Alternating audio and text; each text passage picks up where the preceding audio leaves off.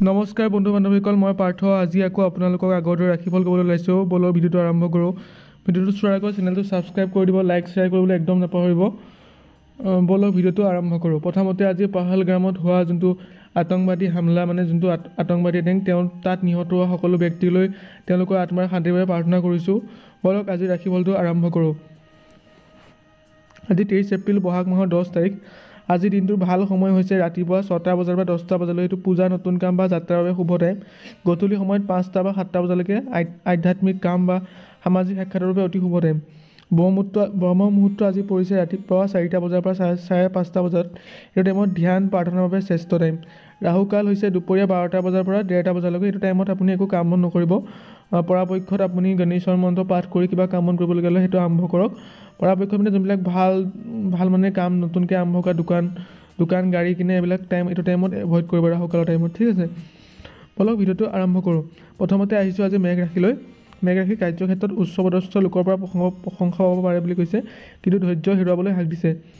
অৰ্থ টাইমত অনিয়মিত উপাৰ্জনৰ সম্ভাৱনা, কিন্তু অপচয় এৰিবলৈ কৈছে। প্ৰেমত সংগীৰ সৈতে সৰু সৰু বিতৰ্ক হ'ব পাৰে, মৰমেৰে কথা পাতিবলৈ কৈছে আজিৰ দিনটোত আপোনাৰ। ইয়াৰ সমাধান দিছে যে ৰঙা বা শুভ ৰং হৈছে ৰঙা বা কমলা। মন্ত্ৰ কৈছে ওম মংগলায় নমঃ। মন্ত্ৰটো আপুনি 11 বাৰ জপ কৰিবলৈ কৈছে। দান গুড় বা মছলি দানা মাছক দান কৰিবলৈ কৈছে। ইয়াৰ পাছত আহিছোঁ বৃষ ৰাশি, ভৱিষ্যতবাণী। চাকৰি স্থিৰতা থাকিব বুলি কৈছে, কিন্তু সহকৰ্মীৰ সৈতে বিবাদ এৰিব লাগিব বুলি কৈছে। ঠিক আছে, অৰ্থ ক্ষেত্ৰত পুৰণি বিনিয়োগৰ পৰা লাভ হ'ব বুলি কৈছে। শ্বেয়াৰ মাৰ্কেটত যদি আগতে পুৰণি ইনভেষ্টমেণ্ট কৰিছিলে বা LIC যদি ইনভেষ্টমেণ্ট কৰিছিলে তাত লাভ হ'ব বুলি কৈছে। প্ৰেমৰ ৰোমান্টিক মুহূৰ্ত আজি পাৰ কৰিব বুলি কৈছে। সাৱধান দিছোঁ যে বগা বা ক্ৰীম ৰঙৰ কাপোৰ পিন্ধিবলৈ কৈছে আজিৰ দিনটোত। ঠিক আছে, তাৰপৰা পূজা আজি লক্ষ্মী দেৱীৰ ফুল আগবঢ়াবলৈ কৈছে, লক্ষ্মী দেৱীলৈ। ঠিক আছে, সতৰ্কতা আজি কাকো পইচা ধাৰলৈ দিবলৈ হাক দিছে, তেতিয়া ৰিকভাৰী কৰিবলৈ প্ৰব্লেম হ'ব আপোনাৰ। ইয়াৰ পাছত আহিছোঁ আমি মিথুন ৰাশি, জেমিনিলে। কাৰ্যক্ষেত্ৰত যোগাযোগৰ ক্ষেত্ৰত নতুন সুযোগ আহিব বুলি কৈছে। হঠাৎ খৰচ বৃদ্ধি পাব পাৰে, সাৱধান হ'ব লাগে বুলি কৈছে। ঠিক আছে, প্ৰেমত বন্ধুৰ সৈতে মনোমত আলোচনা হ'ব বুলি কৈছে। ঠিক আছে, ভাল আলোচনা হ'ব বুলি কৈছে প্ৰেমত। ইয়াত আজি সমাধান দিছে যে শুভ ৰং আজি সেউজীয়া বা হালধীয়া, আৰু মন্ত্ৰ ওম বুধায় নমঃ মন্ত্ৰটো জপ কৰিবলৈ কৈছে। চৰাইক খাদ্য দান দিবলৈ কৈছে আজিৰ দিনটো আপোনাৰ। ইয়াৰ পিছত আমি কৰ্কট ৰাশি, কেঞ্চাৰ। ভাৱপ্ৰৱণ সিদ্ধান্তৰ পৰা হানি হ'ব পাৰে বুলি কৈছে। যুক্তিৰে চিন্তা কৰিবলৈ কৈছে, ইম'চনেলি হৈ কোনো ধৰণৰ সিদ্ধান্ত গ্ৰহণ কৰিবলৈ কৈছে, যুক্তিৰ দ্বাৰা সিদ্ধান্ত ল'বলৈ কৈছে। ঠিক আছে, অৰ্থ আজি পৰিয়ালৰ বাবে খৰচ হ'ব পাৰে বুলি কৈছে। পৰিয়ালৰ ব্যক্তিৰ বাবে কিছু ধৰণৰ খৰচ হ'ব পাৰে বুলি কৈছে। প্ৰিয়জনৰ সৈতে সুন্দৰ সময় কটাবলৈ কৈছে আজিৰ দিনটো আপোনাক প্ৰেমৰ সম্পৰ্কত আজি। ঠিক আছে, সমাধান কৈছে যে ৰূপাহী বা বগা ৰঙৰ কাপোৰ পিন্ধিবলৈ কৈছে, যোনটো চন্দ্ৰৰ ৰং। দান আজি গাখীৰ বা ভাত দান কৰিবলৈ কৈছে। ঠিক আছে, মানুহক গাখীৰ দান কৰিবলৈ কৈছে। ঠিক আছে, সতৰ্কতাই ৰাতি বিতৰ্ক এৰিবলৈ কৈছে। ৰাতিৰ ধৰণৰ কোনো ধৰণৰ কাজিয়া পচাল আজি কৰিবলৈ হাক দিছে, তেতিয়া অশুভ হয় আপোনাৰ। ইয়াৰ পাছত আহিছোঁ আমি 5 নম্বৰ ৰাশি, সিংহ ৰাশিলৈ।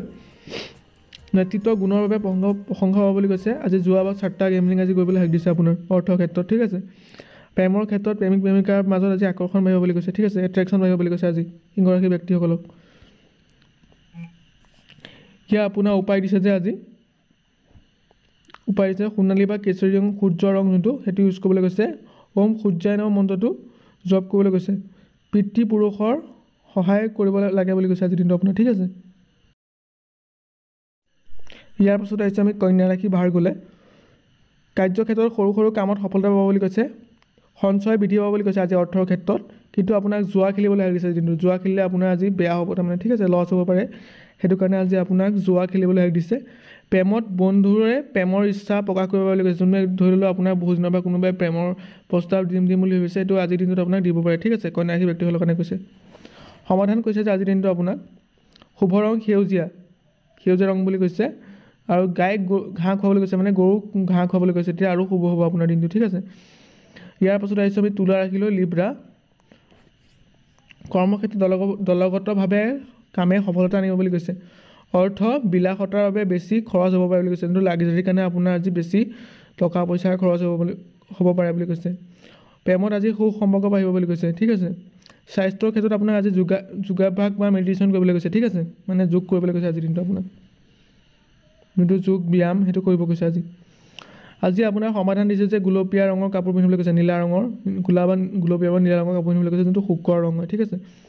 এতিয়া গোলাপী মম লগাবলৈ কৈছে, গোলাপী ৰঙৰ। অনিশ্চয়তাৰ পৰা আজি এৰিবলৈ কৈছে, অনিশ্চয়তা। ইয়াৰ পাছত আহিছোঁ আমি 8 নম্বৰ ৰাশি বৃশ্চিকলৈ। ভৱিষ্যবাণী কৈছে যে কৰ্মক্ষেত্ৰত লুকোৱা শত্ৰু ওলাই আহিব পাৰে বুলি কৈছে, যোনবিলাক বন্ধু আপোনাৰ লুকাই আছিলে সেইখিনি আজি শত্ৰু ওলাই আহিব পাৰে বুলি কৈছে। অৰ্থক্ষেত্ৰত আজি হঠাতে টকা পইচা লাভ হ'ব পাৰে, কিন্তু অন্ধবিশ্বাস কৰিবলৈ হাক দিছে আজিৰ দিনটো আপোনাৰ। প্ৰেমত আজি তীব্ৰ অনুভূতি হ'ব, কিন্তু আধিপত্য দেখাবলৈ হাক দিছে, কাকো আপুনি ফ'ৰ্চ কৰিব নালাগে বুলি কৈছে আজিৰ দিনটো আপোনাৰ।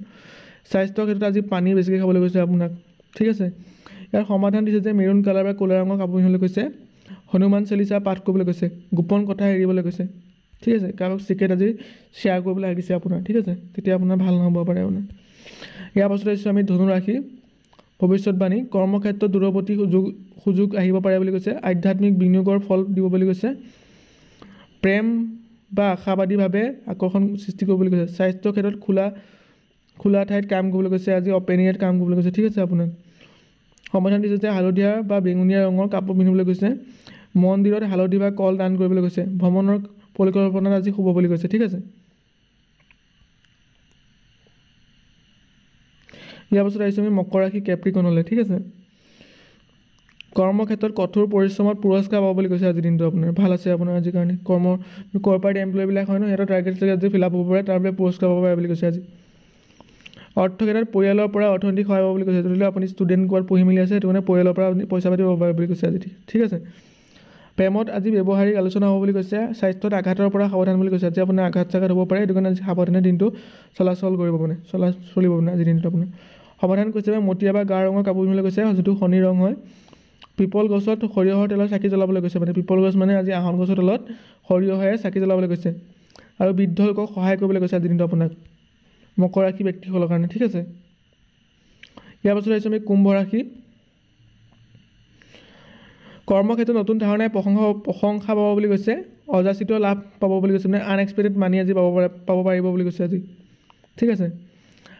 প্ৰেমত বন্ধুত্ব প্ৰেমলৈ ৰূপান্তৰিত হ'ব পাৰে বুলি কৈছে আজি প্ৰেমৰ ক্ষেত্ৰত, ঠিক আছে। স্বাস্থ্যৰ ক্ষেত্ৰত মানসিক চাপ বা ধ্যান কৰিবলৈ কৈছে, সমাধান বিদ্যুতিক নীলা বা ৰূপালী ৰঙৰ কাপোৰ পিন্ধিবলৈ কৈছে, আৰু যোনবিলাক নিধি লোকক কম্বল দান কৰিবলৈ কৈছে, আৰু জিত আজি এৰিবলৈ কৈছে, মানে আপুনি আজি যিটো অহংকাৰটো সেইটো বাদ দিবলৈ কৈছে আপোনাক, ঠিক আছে। একেবাৰে শেষৰ ৰাশিটো হৈছোঁ মীন ৰাশিলৈ আজি। ভৱিষ্যতবাণী কৰ্মক্ষেত্ৰত আজি ক্ৰিয়েটিভমূলক কামে সফলতা দিব বুলি কৈছে, অৰ্থ দানশীলতাই আজি সুখ দিব পাৰে বুলি কৈছে আপোনাক। প্ৰেমত গভীৰ আৱেগ সম্পৰ্ক গঢ়ি উঠিব পাৰে বুলি কৈছে। স্বাস্থ্যৰ ক্ষেত্ৰত আজি মদ খাবলৈ হাক দিছে, মানে মদ্যপান কৰিবলৈ হাক দিছে আজিৰ দিনটো আপোনাক, ঠিক আছে।